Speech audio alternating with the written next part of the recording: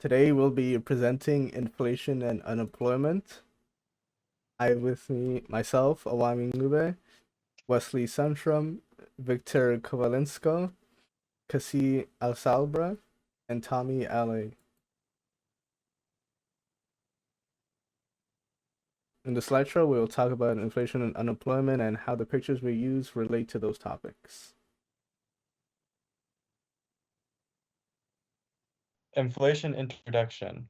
Definition of inflation: a general increase in prices and a fall in the purchasing value of money. Importance of the topic inflation is important because it lets us know the state of the economy as well as the economic growth. Usefulness of studying inflation helps make decisions at the individual business and government levels. It also allows for better financial planning. Relation for choosing the topic. Inflation is a topic of significant relevance because of its widespread effect on individuals, government, and business. Thank you. I'll go to the next slide. All right, that's me. Unemployment refers to the condition where individuals are unable to work but are actively looking for jobs but unable to find the job. Unemployment can be classified into several types, such as how do you say that? Cyclical. Cyclical, thank you. Structural and frictional. The importance of understanding unemployment lies in its direct impact on the economy. High unemployment rates can signal economic distress, reduce consumer spending, and less investment in businesses. On the other hand, low unemployment often indicates a healthier economy. The usefulness of studying unemployment is evident in its ability to help predict future trends and help guide decision making. By analyzing unemployment data, the government can implement new policies to stimulate new jobs. By understanding the reasons behind rising unemployment can also lead to effective solutions, such as improving job accessibility and addressing skill gaps. The rationale behind choosing unemployment as a topic is due to its significant social and economic consequences. As we face shifting global economies, technological advances, and demographic changes,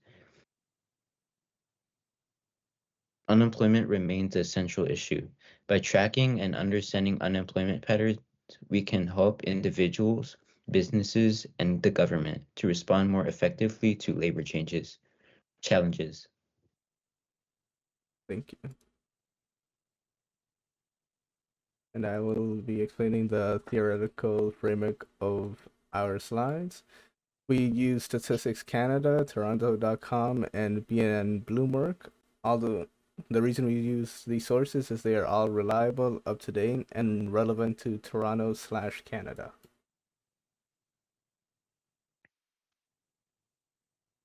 Inflation in day-to-day life. The impact of inflation on day-to-day life of Canadians, measured by Consumer Price Index, as known as CPI, which reflects on the rise in prices of day-to-day goods and services. In last few years, food prices have increased significantly, making basic necessities like fruits and vegetables unaffordable for many Canadians. Rising in prices outpace incomes, leading consumers to buy less and alter shopping habits. Reduced purchasing power impacts supermarkets, suppliers, farmers, and industries connected to food supply chain. The Bank of Canada manages inflation through monetary policy, primarily by raising interest rates. Despite these efforts, the effects on inflation continue to disrupt the daily lives of Canadians, as shown in this picture. Thank you for that explanation. Go to the next slide. In this image, the for rent sign symbolizes the housing market, where inflation is pressuring many Canadians and are having affordability issues. Rental prices in major cities in Canada, such as Vancouver and Toronto, have erupted, with high demand and very limited housing supply. Inflation has reduced the purchasing power for many renters, making it harder for them to be able to afford housing. This issue has pushed many Canadians to seek accommodation that are less desirable or farther away. Adding on, most renters are facing a disproportionate financial burden since their wages do not keep up with the inflation. As prices climb faster than wage growth, more and more Canadians are struggling to find affordable housing. This is highly affecting the more vulnerable population, such as the low-income renters. Since a large portion of their income is being allocated towards rent, they're struggling with keeping up with other essentials and necessities such as food, transportation, and healthcare. In conclusion, this image portrays a heartfelt depiction of the inflation's impact on renters in Canada. Thank you for that explanation.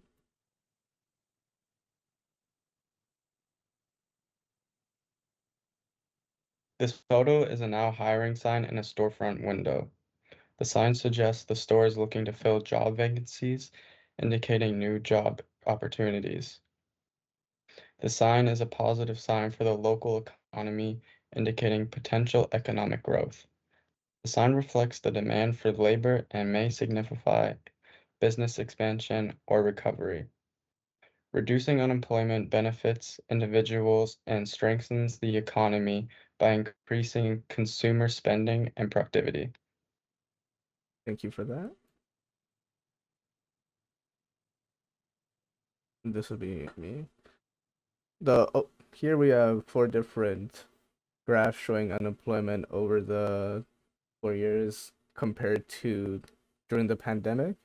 So the overall trend of unemployment in 2022 January to September 2024, it is up above 0.5% pre-pandemic levels, with a steady increase since 2023, signaling the potential economic slowdown. And youth unemployment ages 15 to 24 has dramatically increased 2.5% above normal compared to COVID times, even though many in this group are typically in school and not working. And the most important core working age group, unemployment is up 0.5%, showing an upward trend that may continue, indicating a weaker economic labor market. Fractional unemployment. This happens when people are temporarily between jobs or just entering the job market. It's a short term and reflect normal job changes. The other thing is structural employment. This occurs when workers' skills don't match available jobs. Change in technology or industry can cause this type of employment. Cycle employment. This happens during economic downturn when demand drops, companies cut jobs, leading to higher employment. Seasonal employment. Some jobs are only available at quarantine times of the year, like in farming, leading to temporary job loss. Thank you for that.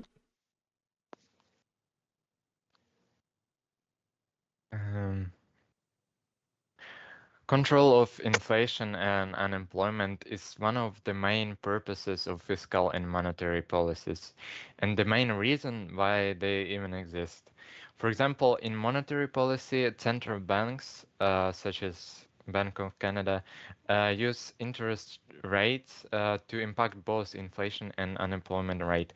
By raising it, central banks wants to make money cheaper for the people, so the businesses can expand and hire more employees, which will make unemployment rate to go down, but at the same time, accessible money make inflation grow faster.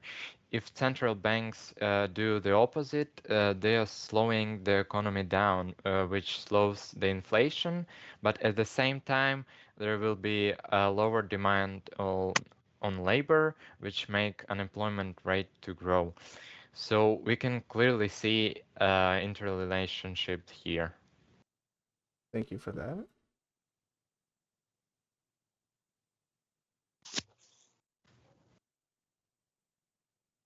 So this is Phillips curve. Demonstrates the inverse relationship between inflation and unemployment in the short run. As inflation rises, unemployment tends to fall and vice versa, due to increased demand for goods, leading to higher demand for labor. Thank you for that. In conclusion, in this slide, we talk about inflation and unemployment and their importance. We also reviewed our photo essay and how our chosen pictures relate to unemployment and inflation. We also talk about the theoretical framework of our sources and why we use them, as well as the objectives of monetary and fiscal policy, why they exist, and how they impact unemployment and inflation. Thank you for watching. That is all.